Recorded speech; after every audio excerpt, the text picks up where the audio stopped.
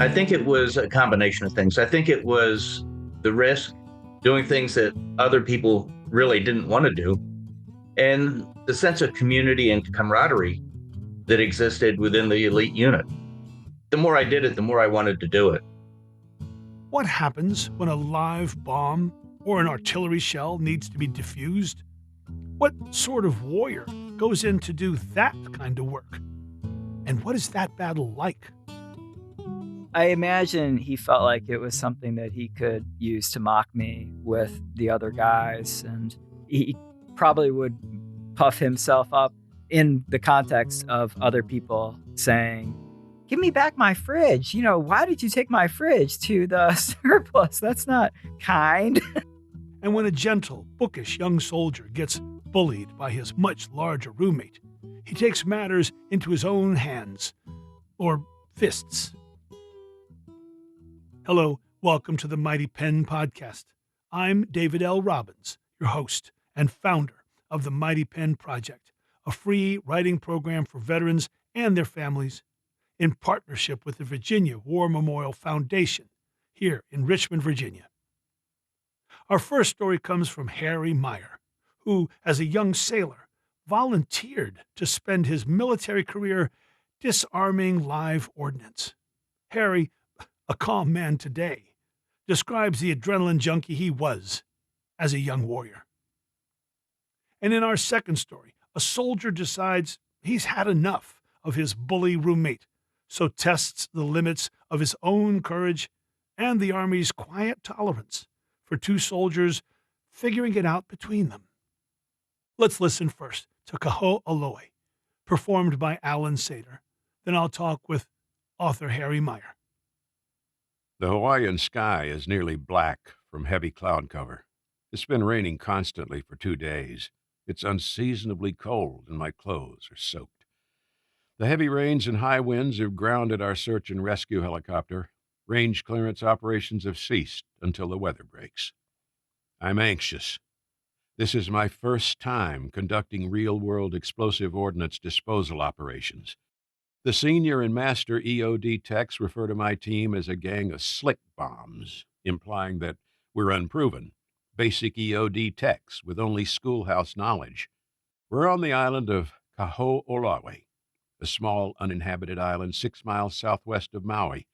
No one lives here, except for feral goats and birds. This is a barren place, not like the other islands in the Hawaiian archipelago. Kaho'olawe is a rocky, sun-baked island littered with unexploded bombs, missiles, rockets, and projectiles. Following the attack on Pearl Harbor, the Navy turned the island into a bombing range. 35 years of unexploded ordnance lies beneath the red earth, their explosive fillers becoming more sensitive with time. Our base camp at Kanapu Bay is Spartan. We have no showers because there's no freshwater source on the island. We bathe in salt water at the beach. Our generator is broken, no chance of getting repair parts until flight operations resume. Thick red mud flows down from the hills. The mud clings to everything. I put off going to the field latrine until I can't wait any longer. Then I make the long trek through the torrential rains to the pit toilet. Rather than spending the rest of the day cleaning caked red mud from my jungle boots, I decide to go barefoot. I look like a hobbit when I return, with large, oversized feet encased in the thick red ooze. At the rear of the hooch, the range chief, Chief Petty Officer Jones, is standing in the rain. He's completely naked, except for his jungle boots and a camouflage flop hat. A lit cigarette hangs from his upper lip below a thin black mustache. His skin is tough, tanned, and wrinkled, with large ship's propellers tattooed on his butt cheeks. The one on the left says port, the other starboard. His eyes have a vacant stare. His face is weathered with deep wrinkles. Years of heavy drinking, smoking, and combat duty in Vietnam have taken their toll. He rarely speaks. Most of the time, he just stares and smokes. Ensign Mike Spot is the officer in charge of the Kaho'olawe detachment. Mike is just an ensign, but he's also a limited-duty officer, which means he had years of experience as an enlisted master EOD technician before he was commissioned. Mike's the guy in charge. He's our master blaster. He turns to me and says, tomorrow, if this damn rain ever lets up, we're going to start sweeping around Pu'umuivi. The archaeologists were up there a couple of weeks ago, found some ancient relics. They think that the early Hawaiians used to mine volcanic glass in that area. This rain's going to uncover a bunch of UXOs, so I think we're going to be busy. UXO? What's that? Christ, you're a slick bomb, aren't you? A UXO is unexploded ordnance. Don't they teach you greenhorns anything in the EOD basic course anymore? Don't worry. This island is the best damn training ground in the world for new techs. Mike's face has a horrific Y-shaped scar that travels from the top of his forehead over the bridge of his nose, where it bifurcates across the rest of his face. Last year, while excavating an unexploded 2.75-inch rocket, he triggered its base, ejecting flare. It caught him directly between the eyes, opening his face like an oyster and collapsing his sinus cavities. Miraculously, he returned to full duty. The sun sets and a blanket of darkness covers the island. Still no lights, so I just lie on my bunk, listening to the rain pummel our steel hooch. I lie in the dark, filled with anxiety, fear, and trepidation, but more than anything else, an overwhelming sense of excitement. This is the job I volunteered for. What will I do when I confront my first UXO? Can I overcome fear and prove that I'm worthy to wear the EOD crab, the breast insignia of every EOD technician? By morning, the rain has stopped. We're up before sunrise. The thunderous surf has returned to a gentle, almost peaceful cadence as it laps the shore. Chief Jones shouts to the sweep troops and EOD techs, "Okay, assholes, pack your shit. Be ready to board the Gamma Goats at 0700. Bring plenty of water. We're not coming back until sunset. EOD techs, draw your C4 and time fuse from the demolition lockers. Ensign Spot is the range safety officer and will hold the blasting caps. For you, sweep troops, we're going to be sweeping an area of the island that hasn't been cleared before. When we get to the operating area, you're going to be walking in a line abreast ahead of the techs. There's a lot of duds and other hazardous items out there. Whenever you see a piece of metal, raise your hand, and one of the techs will come and check it out. Under no circumstances will you touch anything unless directed to do so. Once an EOD technician tells you it's safe to handle, put the scrap metal in the retrograde pile so we can pick it up at the end of the day. We want everyone going home next week with all their hands, feet, fingers, and toes. Now, for you new EOD techs, this is going to be the first time many of you encounter live, unexploded ordnance. We're not here to be heroes. If an area can withstand a high-order detonation, we're going to blow it in place. Always better to BIP when possible. Another thing, for you senior techs that were in Vietnam, remember this is an American bombing range. Charlie ain't modifying or booby-trapping anything, so don't waste time overthinking the problems. For the most part, this is a blow-and-go operation. If it looks like a duck, quacks like a duck, it ain't a fucking chicken. Now, we're going to be working at Pu'umuivi today. It's going to be a hot day, no shade, bring plenty of sunscreen. Petty Officer Sanders, you're not going. Today's your duty day, so you'll stay behind as the hut slut. You're going to cover the radio, and when flight ops resume, coordinate the delivery of the repair parts so the Seabees can get the goddamn generator fixed. It's your ass if I have to spend another night without a hot meal, so let's go to work. Hoo-yah. I tramp my way through the red mud, climb into the trailer behind the M561 Gamma Goat. The Gamma Goat has a 454 big block Chevy engine, 6 wheels, and it's semi-amphibious. It's the perfect all-terrain vehicle to take us to our operating area. It plows through the mud and climbs the gullies with little effort. The landscape is barren. Most of the island's vegetation has been consumed by feral goats that eat everything in sight. If it wasn't for a few thorny Kaho'olawe trees and some dry brush, the landscape could easily be mistaken for Mars.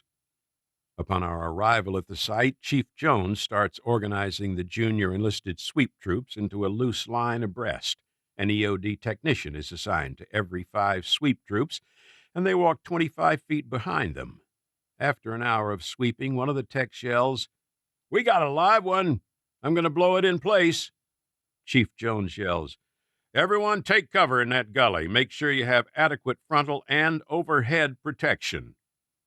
The EOD technician makes up his explosive shot, places it on the UXO, then yells, "Fire in the hole! Fire in the hole! Fire in the hole!" Then he pulls the M60 fuse igniter and takes cover with the rest of us in the gully. 5 minutes later, there's a loud boom. Ensign Spot gives all clear, and we resume sweeping.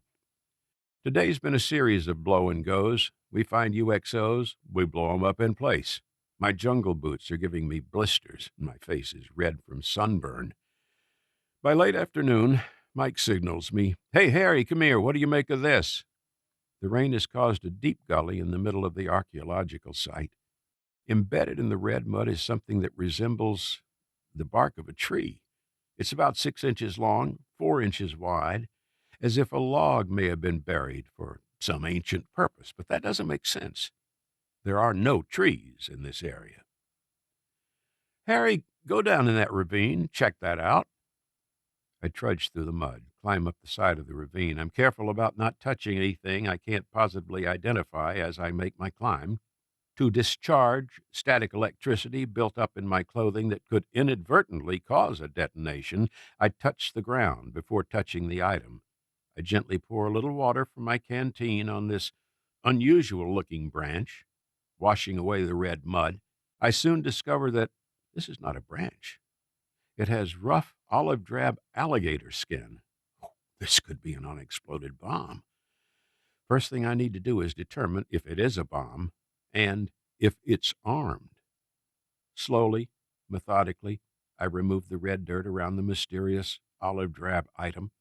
The more dirt I remove, the larger the item becomes. It's large and cylindrical, tapering at one end. I take a closer look at the tapered end, and I can make out a yellow-painted band, the color code for high explosives. It's now obvious. I've uncovered a 250-pound general-purpose bomb, but is it armed? I brush away more dirt until the nose of the bomb is revealed. In its nose is an armed fuse. This is a live bomb. God knows how long it's been buried. I make my retreat and tell Mike, "Hey, Mike, looks like a live one. I think we ought to blow it in place." Mike says, "I wish we could, but it's right in the middle of the archaeological dig. The area can't withstand a high-order detonation. A 250-pound explosion is going to rock the dig, and who knows how many relics will be destroyed in the process. A professor from the University of Hawaii was out here last week, told me some of that shit is over 2,000 years old. Man, if we have trouble with the local heritage activists now, think what will happen if we blow up their artifacts. We only have one option. We're going to have to render it safe and defuse the bomb. So, Slick Bomb, you're going to get your first render-safe procedure. It'll be dark soon, but tomorrow we'll take care of it, first thing in the morning. Back at base camp, the generator's running. We have lights in the hooch. We even have a hot meal from the galley. Chief Jones, Ensign Spot, and I gather outside the hooch and sit on the metal folding chairs. The smoke from the chief's cigarette is drifting into my face, so I move to the right. Mike begins, "Okay, Harry, tell us what you saw on your recon." "Well, looks like we have a buried old airdropped bomb with an armed fuse. Been buried a long time." "What about the surrounding area?" Nothing except the archaeological dig." "Did you look up the RSP?" "Yes. Unfortunately, the primary render-safe procedure calls for a specialized toolkit to remotely disarm the bomb, but we don't have any on the island." "Well, is there an alternate procedure?" "The alternate procedure calls for a hand removal." "What are the hazards associated with this bomb?" "Well, all high explosives are susceptible to heat, shock, and friction, but I'm most concerned about the age of the bomb. There's the possibility that picrate salts have formed in the fuse threads, and if stressed, they could cause a detonation. I'm also concerned that high explosives, particularly the lead azide and tetryl in the booster, which are extra sensitive, may have become more sensitive with time." What's your plan of attack for tomorrow? Well, I guess the logical thing to do is to follow the alternate procedure and do a hand removal of the fuse. Then, Chief Jones deeply inhales on his cigarette and says, "You volunteered for this, Lieutenant. If you're going to draw gunfighters' pay once in a while, you're going to have to get in a gunfight. Just don't turn yourself into a pink mist. I'd hate to send your mother a shoebox with some of your hair, teeth, and bone if you fuck it up." I toss and turn in my sleep. I can't stop thinking about doing a hand removal, a render-safe procedure of last resort. Many EOD technicians go their whole career never removing a live fuse from a bomb by hand. Yet I would be doing one on my first RSP. It's all about physics. If I violate the laws of nature, I'll cause the firing circuit to actuate, and I will become the pink mist, as the chief so eloquently reminded me. My soul may rest in God's hands, but my fate most certainly resides with physics. The next day at Pu'umuiwi, I return to the gully where my enemy has been waiting for me. Of all the tools available to me in the EOD arsenal, the most important ones today are a plain old pipe wrench and a foot-long piece of pipe. My mind is racing, my heart pounding, but my breathing is slow and deliberate. I quickly dismiss any thoughts of refusing to do the procedure. Cowardice would be worse than death. I could never face my comrades again. So today is the day I earn my gunfighter's pay. Out there buried underneath the red dirt is a sleeping beast, waiting for someone to wake him from his slumber. I have one purpose, one focus: defeat the beast so he can no longer kill or maim. I retrace my steps, and I'm careful not to stray from my previous path. Yesterday, I thought I was just checking out a buried log. Today, I know what I'm facing, and each step I take is filled with dread. Climbing up the side of the ravine, I slip in the red, sludgy earth. Stumbling, I catch myself before falling face first into the muck. The beast is where I left him, arrogantly protruding from the bank, claiming his dominance over this ancient site. One of us will emerge this day the champion, the other the slain. Time slows with every step I take. I arrive at the bomb, remove my helmet and flak jacket so I can work. They won't save me at this distance. I re-examine the bomb. Every breath I take is precious. I open the jaws of the pipe wrench, tenderly placing them on the fuse. I'm afraid to pull, but at the same time, a euphoric feeling of adrenaline runs through my body. I pull again, with slow and even pressure, but the fuse is stuck. I place the pipe on the end of the wrench to increase the torque, and pull with all my might, fearful the force may stretch any pick-rate salts that could have formed in the threads and trigger a high-order detonation. However, this time, the fuse breaks free. I remove the wrench and gently unscrew the fuse and booster from the bomb. The brains and heart of the beast have been removed, and today, I am the victor. I'm excited. The adrenaline rush is intense. A craving has been ignited that can only be quenched by defeating more hazards. I'm on a dangerous path. I'm confident that if I do this again, nothing bad will happen to me. It's irrational. I mean, none of this makes sense. This is the most alive I've ever felt.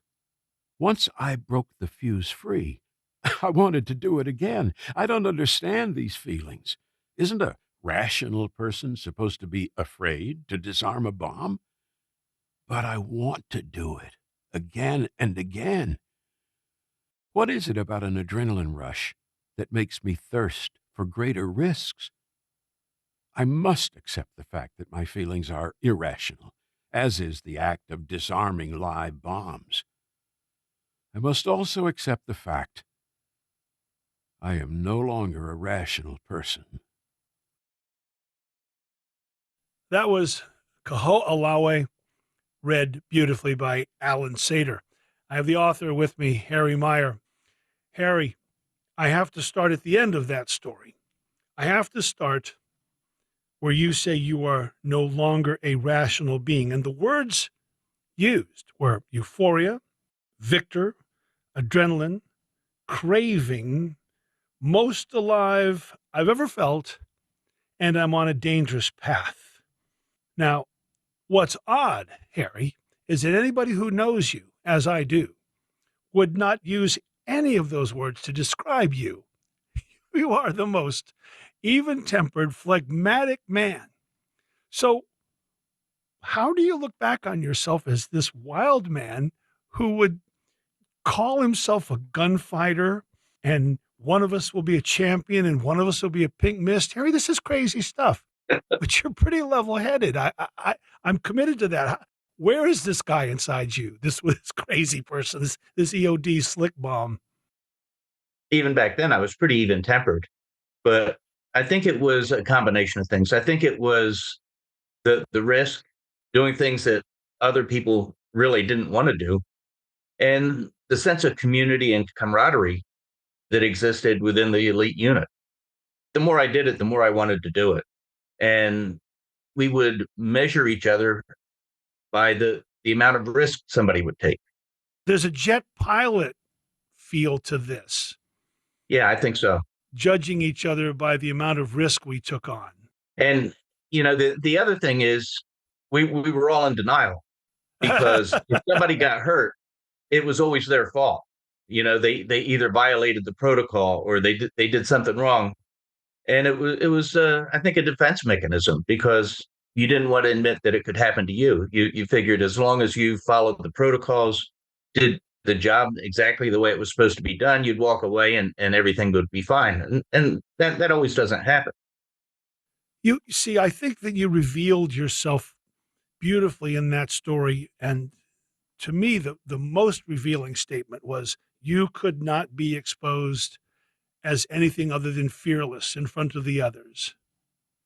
Did you do that to other EODs? Did you take a part in driving them towards dangerous settings and risky undertakings? I think not consciously.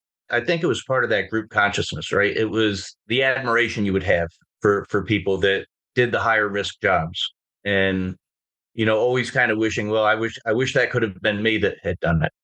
That was a common thread among the EOD techs at that time. You had as your principal tools a wrench and a pipe.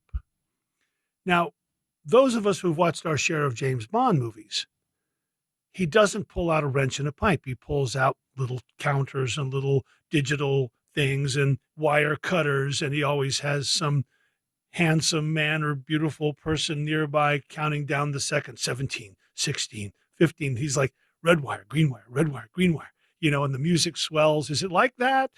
What's it like when you're in that moment and it's pink mist or not? It's almost surreal. Time slows down, everything comes into focus, and you're thinking about the next procedure. What do I do next? It's almost a cookbook recipe that you're following, and you don't think about anything else, other than, okay, I did this. What's the next step I have to do? Then most times you walk away and you feel great afterwards. I'm going to go back to my analogy of a fighter pilot, because this is a technological thing. This is not digging a hole with a shovel. This isn't charging into a jungle armed to the teeth. The rest of us who consider ourselves rational are surprised to read and then hear that what you take into this confrontation, where the two roles are, by your testimony, champion or slain, that your tools are a wrench and a pipe. Diffuse a bomb for me here, Harry, with a wrench and a pipe. The thing is, every piece of ordnance is different, and there's specialized toolkits that you use in certain situations. In this situation, the primary toolkit was something we didn't have available, but there was an alternate procedure, and alternate procedures are supposed to be as safe as the primary procedure. It's just a backup. So, in this situation, the alternate procedure called for a pipe wrench. You just had to have faith in the protocols. And, there's a saying that all the protocols were written in blood, because people learn from their mistakes, right? EOD is constantly learning. Or you learn from someone else's mistake. That's right. Describe for me, Harry, the destructive capability of a 250-pound general purpose bomb. Does pink mist cover it? Yeah, that's pretty much it. You have two zones. You have the blast zone, and then you have the frag zone. And the blast zone is going to have such a high overpressure that it'll result in that pink mist. The other thing is the frag zone, and that's where fragments will travel to, that like a piece of shrapnel. And that could be several hundred yards away. For a 250-pound bomb, you're talking about a zone of maybe 30 or 40 feet where it's just going to vaporize anything. And you get down to that point where your hands on the bomb. This was back before they had the pressure suits that you see in TV today. We would have a flak jacket and a helmet. We'd get up on the ordnance, and the first thing we would do would be take all that protective gear off, because it wouldn't make a difference. It would just be covered in pink. No, you wouldn't exist. You would you'd be gone. Why do they call a newbie EOD a slick bomb? That was because on the EOD insignia, you have three levels. You have a basic tech, a senior tech, which has a star in the middle of the bomb, and then on the master tech insignia, you have a star on the bomb and a star on top of a wreath on top of the bomb. So it just describes the breast insignia. Okay, so the bomb that has nothing on it, it's still slick. Right, right. And you were a slick bomb when your officer said, "Oh, you've never done this before. Most of us have never done this before. No great loss, Meyer. You do this one." I mean, what? How did you end up? You at clearly kind of the bottom of the experiential pecking order.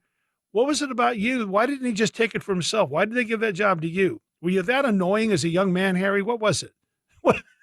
No, I think part of it was, if you're going to be the officer in charge, you have to set the example. And in a few months, I was going to be deploying to the Persian Gulf with the team. I was with my first team out there, and I needed to make sure they had confidence in me and my abilities. It's kind of hard to have somebody else order somebody else to do it when you're not willing to do it yourself. I also greatly enjoyed the technical jargon of that story. I think my favorite line was, "If it looks like a duck and quacks like a duck, it ain't a fucking chicken." I have great confidence in the people who know the textbook so thoroughly to quote it like that. I love the zeitgeist you created for this, because you made it really mano a mano. It wasn't just, I got a job to do. You personified this bomb in just the most marvelous ways. Did that, and you had a long career doing this, did you always do that, or was this just bomb number one? Or was bomb number 70 years later the enemy, and I'm going to be the champion, and I'll be the victor? I know this was your first one, but what did you do years later? Did you keep doing that? I never had another opportunity for a hand removal. It was basic demolition, sometimes, disassembling things, but that was really you never forget your first, right? Right. And it just kind of made an impression on me. So blow in place. You could not blow this bomb up in place because it was an archaeological dig. Yeah, and there was a lot of politics involved at that time, with lawsuits from an activist group that was trying to get the island cleared of the ordnance because of the archaeological sites. And that was year 10 of a 20-year remediation project that I was walking into. And they're still doing the remediation of the island, Right. trying to clear the ordnance. And this was a World War II training site, right? This is where... Well, all the way up through the Vietnam War. 35 years it had been used as a bombing range. So you don't even know what vintage this bomb was. It could have been everything from World War II up through Nam. Right. Well, probably Vietnam. You can tell by the shape of the bombs and the type of construction when you do the excavation. Yeah. So you went from this career in the Navy, being an EOD, to working with disaster intervention. You had a long and storied career kind of not diffusing bombs, but working to diffuse the effects of natural disasters. Real quickly cover that because you had a fascinating career. And I think this EOD, the calm that it gave you, let you look a lot of things in the face, tornadoes, hurricanes, earthquakes, and not flinch. Yeah. Yeah. I've thought about that quite a bit, and I think my personality, I've always been more of a fireman than a policeman. Hmm. I started out in the Marine Corps, and I wasn't much of a shooter, but I didn't mind taking on the risk, for the betterment of people. And it was kind of a natural follow-on to go into emergency management and to coordinate, medical teams during disasters. That's probably why I went down that path. My personality was suited for that type of work. Yeah. All right. Last question, my friend. You said you never forget your first. And I have to say, listening to that story again, I was reminded of the level of detail and recollection cats like you have, you veterans that I work with. I can't remember the quality of my breakfast. And you guys look back decades and you remember the weather and the texture and the alligator skin on this bomb. And your ability to recollect is always one of the things that leaves me in awe. So beyond this story of Kaho'olawe, in this world of disaster mitigation, what was your first? My first big disaster was Katrina. And then after that, some of the more notable disasters, I went to Iran for the Iranian earthquake in 2007. I went to Haiti for the Haiti earthquake, Superstorm Sandy, just about every major hurricane I was involved in for about 12 or 13 years. And also the national security special events we would supported the joint session of Congress each year, the political conventions. We would have medical teams there to support those. And those are disasters. Yeah. Harry, I want to thank you for your time and your friendship and your membership in the Mighty Pen. You're an exceptional cat, and we don't get a lot of EODs to tell their stories. You are the least likely gunfighter I know, but I'm in awe of what you've done, and I want to thank you for your time today and your stories for the Mighty Pen. You're a good man. Thank you. Yeah. Thanks, David. Yeah, man. Stay non-misty, Harry. Okay. And flesh-colored, okay? Okay. Yeah, buddy. Bye-bye. All right. Bye.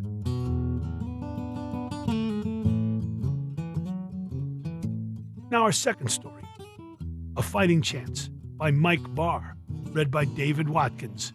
Afterward, I'll talk with Mike about conflict resolution. 6 a.m. in the infantry barracks at Fort Campbell, we privates were awakened for PT. It was my first duty station, a few months in as enlisted. I looked to my left and noticed the little dorm-sized refrigerator was gone. The juice and leftover ramen were placed on the floor. I knew who took it. I shared a room in this pale yellow cinder block structure with another guy. He on one side and me on the other. Common door and air. In the middle were large metal lockers so we didn't have to look at each other. The headboard of my single bed was by the high squad window while his bed shared a wall with the door. Woolridge and I did not have a good relationship, and technically we could have shared the fridge. Yet he was clear he would not use it, so I made sure it was entirely on my side of the room. He had to have crossed 4 feet or so into my space to nab it, and do so without waking me up. It is true, he had threatened to take it, if such a thing could be called a threat. In such an environment as the Army infantry, casual cruelty and laughing about violence was the norm. Kindness, the exception. Some did have good senses of humor, but taking the fridge was not a prank. His threat, in sort of a big boy voice, went like this. I think I'm going to return the refrigerator. To which I would say, why? They gave it to us for free. He would say, gruffly, and as if it were not obvious, because you're the only one using it. And, while he was not wrong, it was mystifying why this 20-year-old would see that as a reason to spirit it away in the night and carry it down 2 sets of stairs, outside, turn left down the gravel parking lot where all the squads lined up to the CO offices with the equipment and weapons locker. What would motivate anyone to do something so petty and deliberately provocative? I only wish he was trying to be funny. Woolridge was a boaster. He loved to talk big about all that he would do if given the chance. A heavyset guy. He liked to believe he was more high speed than anyone.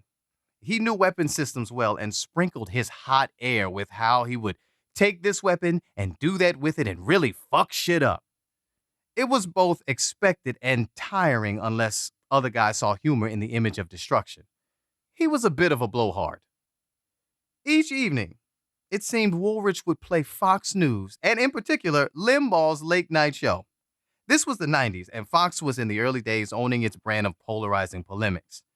It was not easy to sleep with it as a background noise. I suppose it made him angry to hear all that the liberals was doing to ruin the US of A because he would then, at 11 or 12 at night, begin to clean his half of the room.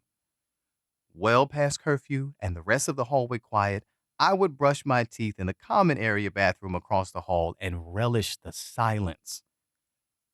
Perhaps the one thing he and I had in common, and the similarities in here, is that neither of us were very popular, and both of us had our eyes on something beyond where we were.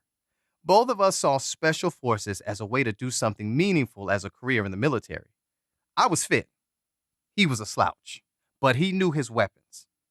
The first step was to be invited to pre-RIP, or Ranger in Processing, a 3-day trial where you're kept moving, having to be on the alert and respond instantly and accurately with no sleep and little food in the woods. I personally found the routine of active duty infantry in peacetime, after the first Gulf War and before 9/11, to be mind-numbing. Weapons cleaning, shoe shining, marching, details. As a unit, we felt unprepared, and in honest moments somewhat scared, for what would happen if we were to be activated or deployed. We trained with Vietnam-era equipment, with a few improvements like night vision goggles. But we did little training for an urban environment, and it was all but certain that the next action would not be fought utilizing the movements we practiced in the woods on base. I was told I would be invited to pre-RIP at some point.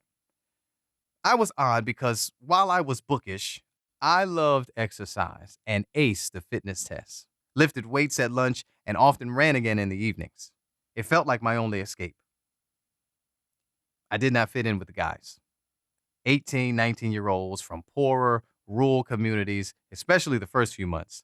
I like to read, they like to smoke and use fuck in sentences. The infantry for them was like vocational school without a trade. It was a way to get out of the house, make money for college, or to survive in the outside world. At 23, I had enough college to be a lieutenant if only I passed. I went to a small Midwestern conservative Christian college where I also did not fit in. Only half-kiddingly, I described course syllabi to friends as the suggested reading list because I believed in the arts and could not conform. I wanted to be challenged, and the professors outsourced so much of student evaluation to TAs that it turned me off. It felt miseducative. After I finished 4 years without a degree, I worked on a purse-seine fishing vessel in Alaska and then came home to my parents to do landscaping and painting. I could see that my future, though, would not be in the trades despite my diligence, talent, and energy level. Still, the irony was not lost on me when a recruiter netted me and I enlisted for the most conformist and conservative institution for employment. Poet warrior or be-all-you-can-be sucker.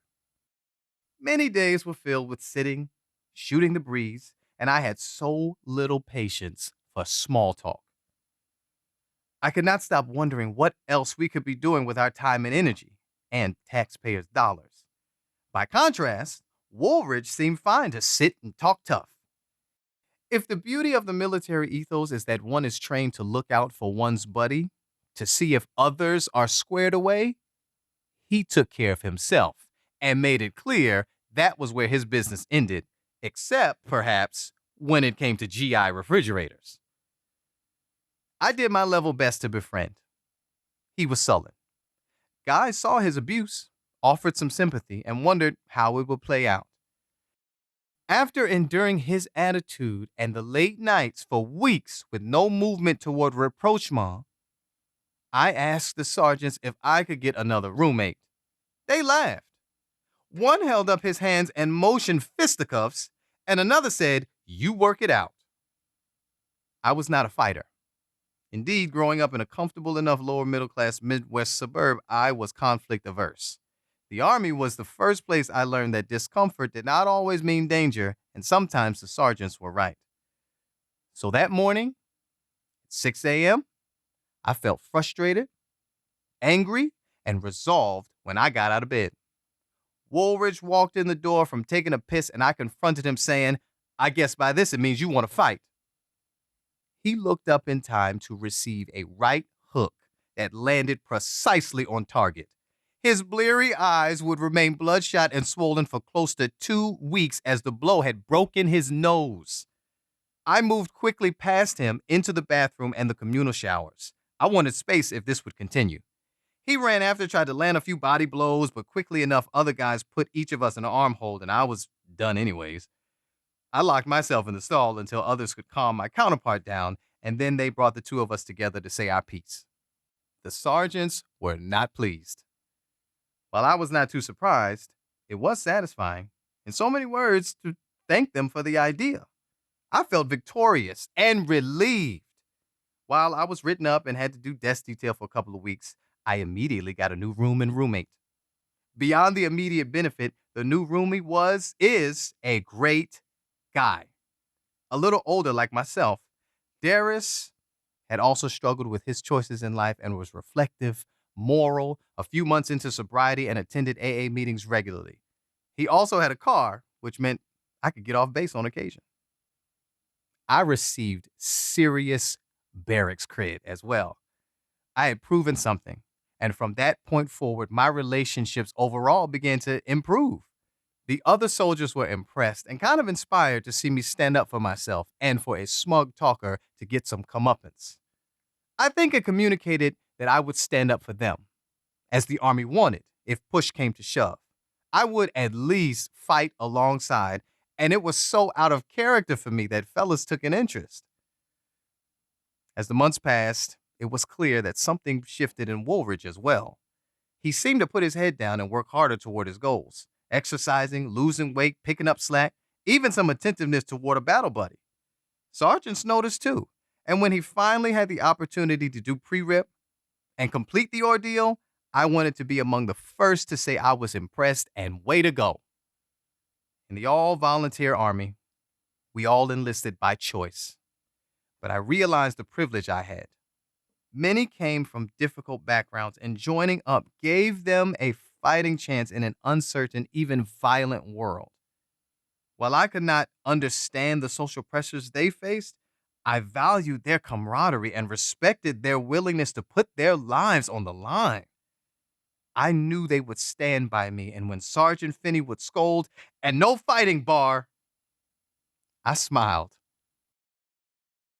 I'm here with Mike Barr, author of that immensely engaging and enlightening story, Fighting Chance.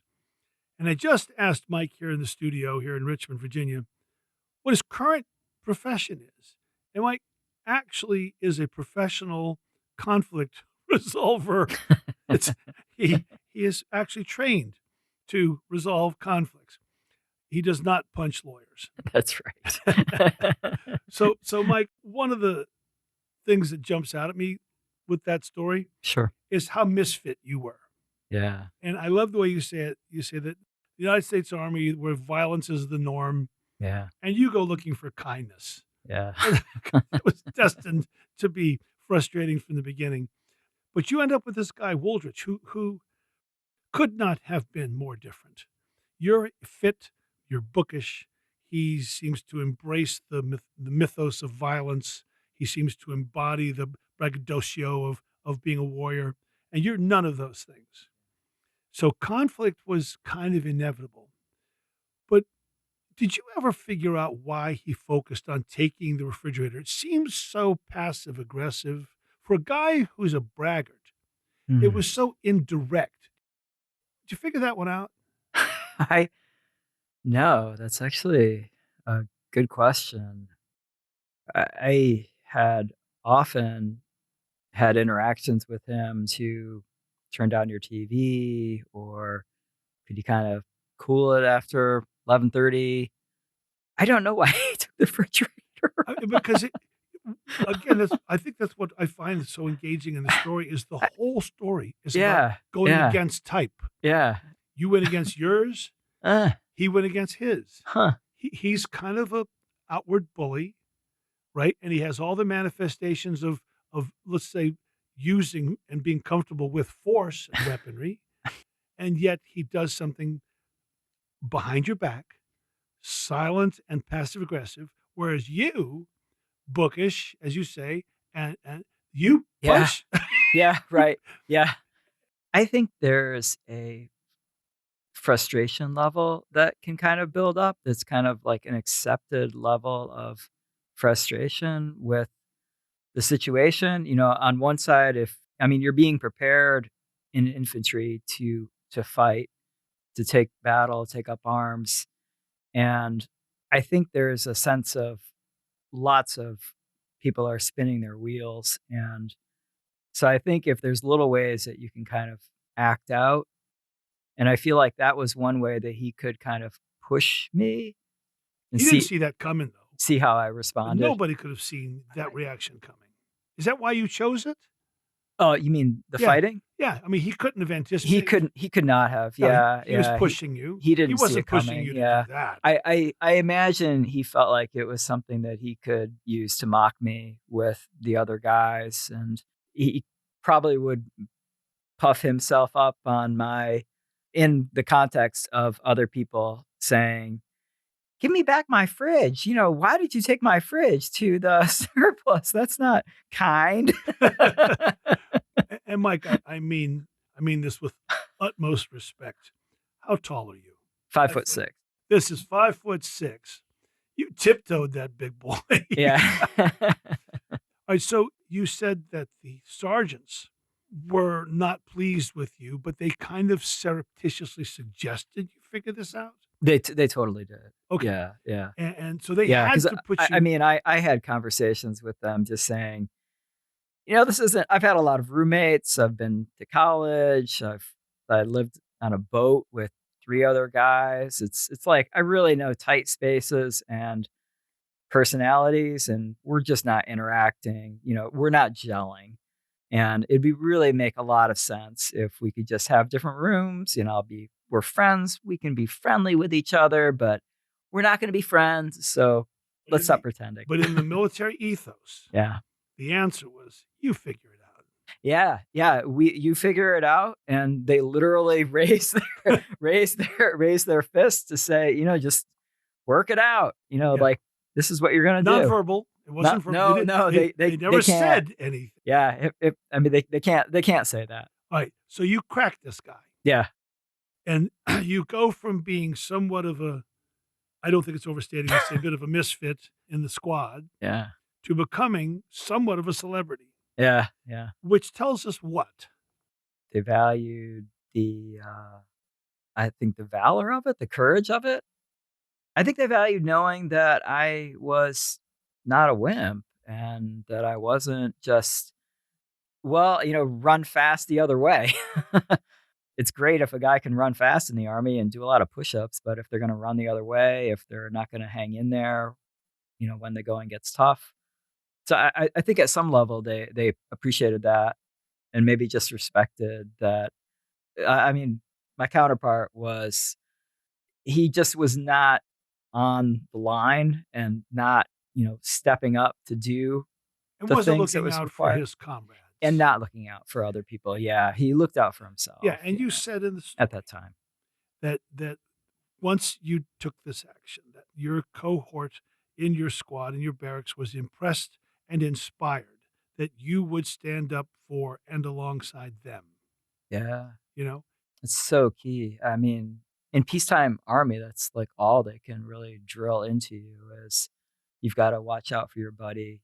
It was crazy to me that in boot camp, all soldiers kind of remember this, that you're looking at your buddies button, and if it's not black, then you have like little blackener to blacken it because it's a copper button and it gets rubbed off. And it's like little things like that. You're looking at your buddy in these very, very particular ways, like your button is missed, your pants are not tucked in, your shoelaces are not tied, your boots look a little scuffed. You have to be made into a unit. It's all these little Yeah. things that, in the Army's wisdom, they believe, right, helps us cohere. Okay, so let's talk about wisdom for a moment. You have no shortage of your own at this point. This is decades behind you. You're a full-grown man, family man, professional. We've all got some years on us. Looking back over this episode, two-part question.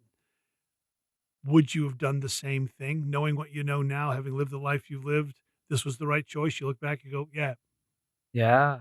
Yeah. you'd hit him again. Yeah, it's so counter to what I've studied and counter. It's really I feel like for the course that I've taken in life of a mediator, one that really wants to come in between two people that are at odds and see if there's a way that conversation can happen at minimum. And then from conversation, maybe there's a little bit of common ground. Maybe there's some places where they agree. It's like, the mantra is what are their interests instead of what are their positions. And if you can move them from their positions to actually think about why their interests, why they're doing what they're doing, then maybe. But you'd still hit him. But this, yes, yeah. And this is one of those cases that is like an outlier, an exception, where it was like, it's the military environment. That's part of it. And there are just different norms, different rules, different expectations in that environment. And in some ways, I felt like my reflection on it is almost like that was a less violent way of handling it because it confronted it. It was a low simmering situation that could have exploded in other ways. It could have dragged other people into the muck. If I'm talking about him behind his back, if he's talking about me, if we're really getting on each other's case and we're building up sides, we kept it quiet. And Well, let's be yeah. real. Let's be real. Yeah. You ran to the showers to get more room in case you had more whoop ass to pour on this guy. Let's not get all like, well, it was the best, most immediate way to ameliorate the situation. No, you wanted to kick his ass, and you ran to give yourself more space in case there was more ass kicking. I was a little worried what would come next. Let's not self-backpat too much here, Mike. Okay, you wanted to punch the guy. Yeah, for sure. But looking back over it now, see, this is what's fun for me, is getting you to admit that looking back over it, there wasn't another way. Yeah. I mean, of course, I did not know. I had no way of knowing that my refrigerator I would wake up and my fridge would be gone. I mean, that's just like, who does that? And so to actually find it gone, it was just like, there's nothing more I can say here. All I can do is act and, stand my ground and show him where I'm standing and take what he has. And that at least solves it because that'll at least get us a new roommate.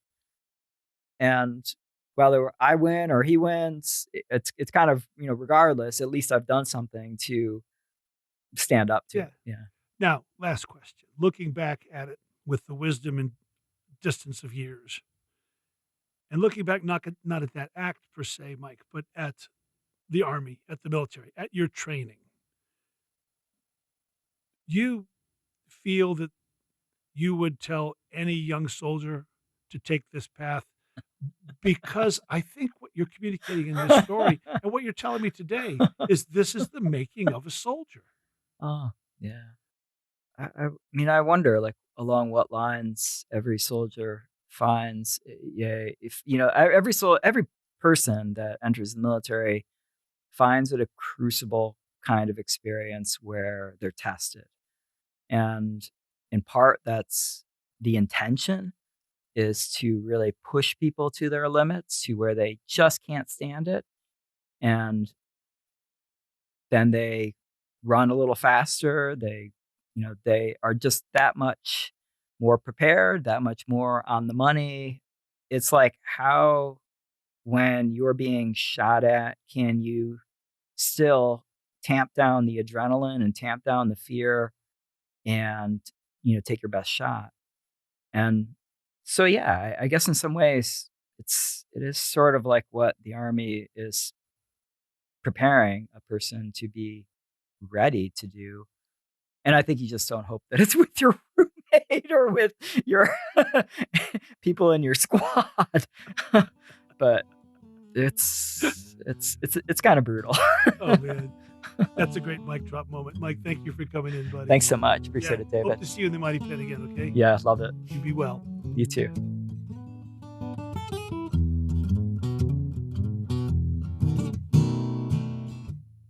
The Mighty Pen Project is a free writing program for military veterans and their families offered by the Virginia War Memorial Foundation, a 501c3 nonprofit.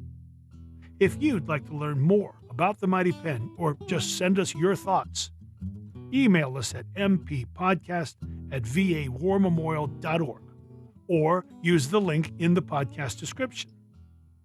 If you're a veteran or a family member of a serviceman or woman listening to this podcast anywhere in America, and you want to learn how to best tell your own powerful stories, you can sign up for one of our Mighty Pen writing workshops on Zoom. If you want to read today's pieces and many more, use the link to go to the Mighty Pen archive. And if you enjoy this podcast, please share it. Music for this episode was provided by Jackson Albrecht. Lastly, if you'd like to support the Mighty Pen's efforts to record and preserve these stories of service, adventure, and sacrifice, follow the charitable donation link in the podcast description. I'm David L. Robbins, and I want to thank you for listening to the Mighty Pen Podcast. It's an honor.